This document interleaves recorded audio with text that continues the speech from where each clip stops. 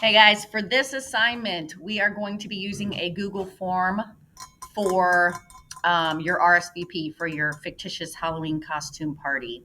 So, first thing you're going to need to do is open a new tab and go to your Google Drive. If you have it bookmarked, do it that way. Otherwise, I would just come to the little waffle of your Google Apps and go to your Google Drive that way. Once you are in your Google Drive, you should have a computer apps folder in there. So go into your computer apps folder. If you don't have a folder in there, that's fine. Just you'll create it without going into a folder. I am going to put it in my computer apps folder, but I'm also going to go into my Halloween costume party folder. Okay. You guys just go to your computer apps folder. You won't have a Halloween costume party folder. All right. Once you're in there, you're going to come up here to new and you are going to select Google Form. Once it loads, go ahead and title it. This is going to be your RSVP Halloween party. Once you've titled it up here and you click here, it should automatically title it the same thing. All right, so you're going to be using this form to basically ask people if they're RSVPing, and then you're also going to ask them a couple more questions on this form. But usually when I create a form, the very first thing that I do is ask for the people's first and last name. So we will do this part together. You're going to come down here to your first question. And where it says untitled question, you're going to go ahead and delete that and just put first and last name. Now, sometimes by default, Google will automatically change the type of question based on what you typed there. I don't know if you noticed or not, but originally I think it was on multiple choice and they changed it to short answer. Over here is where you're going to, you can switch between the different types of questions. So if it did not automatically choose the short answer option, you can come over here and select short answer because that's a fill in a blank. People are going to have to actually type in their first and last name.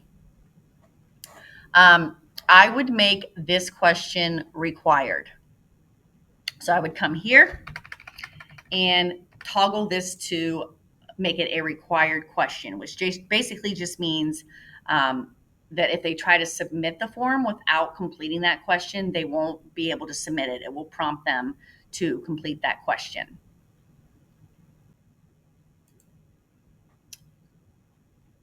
All right, so we have finished your first question. Now we need to add another question.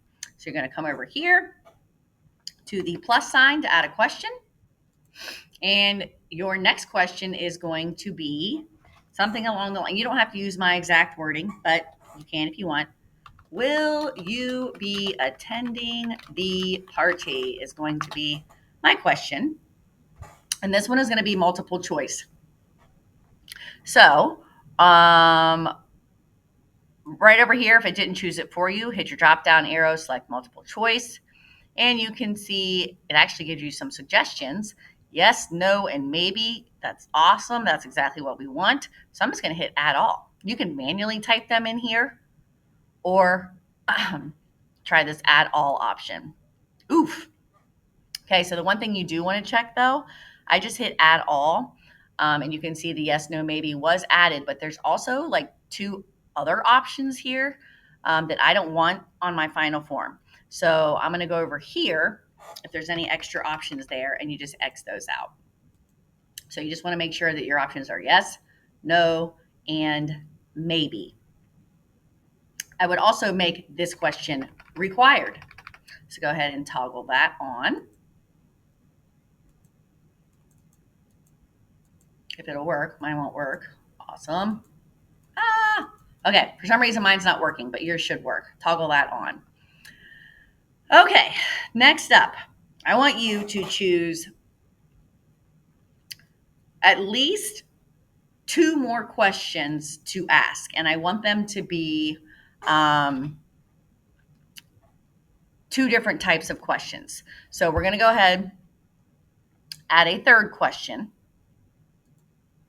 And your options include multiple choice.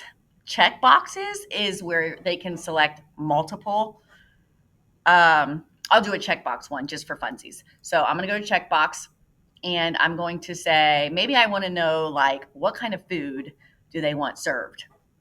So I am going to say, choose your top 3 appetizers. And then I would come down here and I would fill out different appetizer choices. So maybe I'm going to put wings, and maybe I'm going to do, I don't know, buffalo dip, maybe fruit. And if you want, you can make these Halloween themed, but I don't have time to think about all that right now. Obviously, if you're going to say choose your top 3, you're going to need more than 3 options. So in this case, I don't know. What are some more appetizers? Chips and dip, maybe. Veggie tray. I don't know. I'm old, so these are all stuff I like.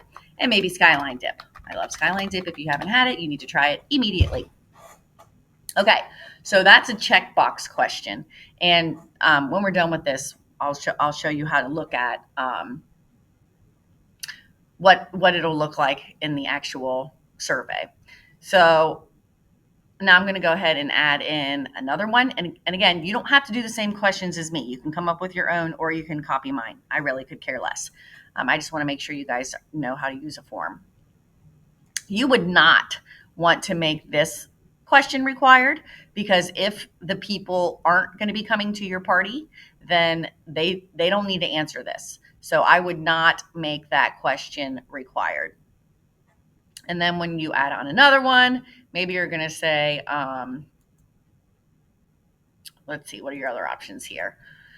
Short answer, paragraph, that's just for longer, if you need a longer response from them. Multiple choices, obvious checkboxes I just showed you. Drop down's very similar to multiple choice. They just hit the drop down menu and then they choose from there. Linear is like, on a scale of 1 to 10, how much do you like scary movies? And then they pick their scaling. And the rest of these guys, excuse me, I would not choose rating, multiple choice grid, or checkbox grid. I'm going to be honest, I don't even know what they do. You could choose a date question or a time question, but those aren't really that awesome. So I'm going to do a linear scale. And I am just going to say, how much do you like scary movies? Because maybe one of the activities I'm planning at my party is for us to watch scary movies. So this scale, you can change it if you want. I'm going to leave it 1 to 5, but you can take it from 1 all the way up to 10. I'm going to keep it as 1 to 5. So then here you tell them 1 means, in my case, I hate them. And 5 means love them. Oopsie. Love them. Again, don't make this required, because if they're not coming to your party, then they're not going to be answering these other 2 questions.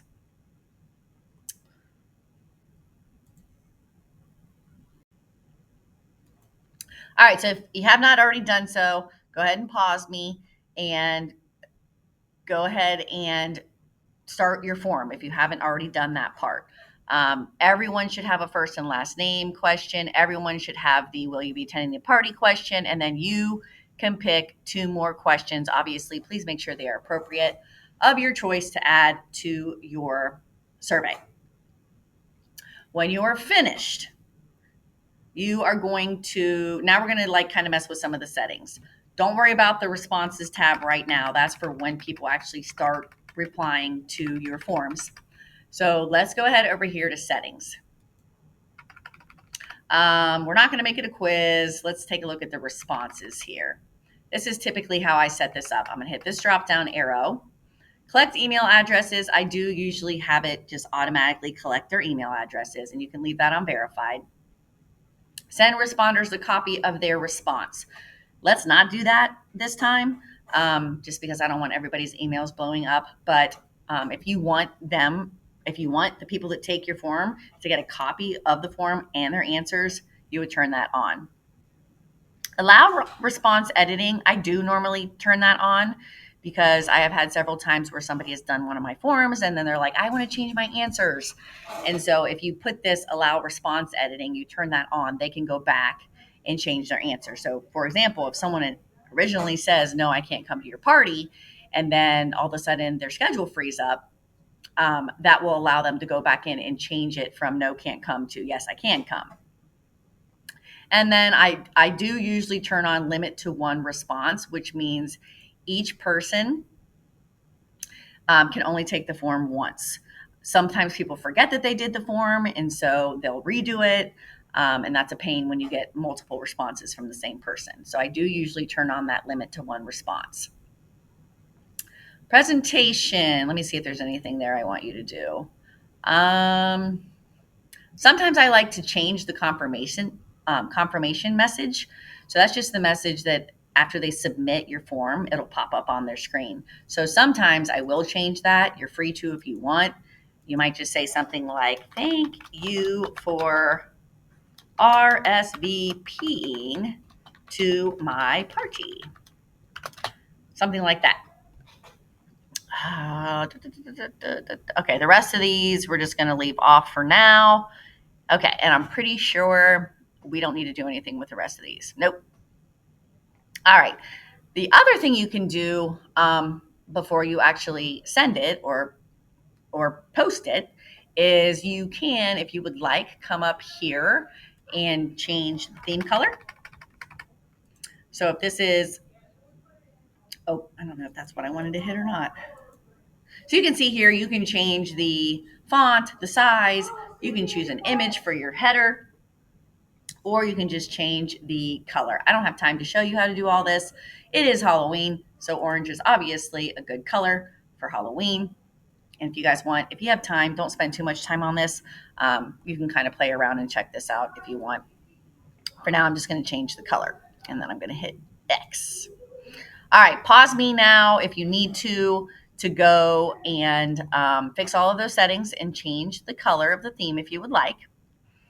And then when you come back, you can come up here to this little eyeball, and that will show you what your form will look like.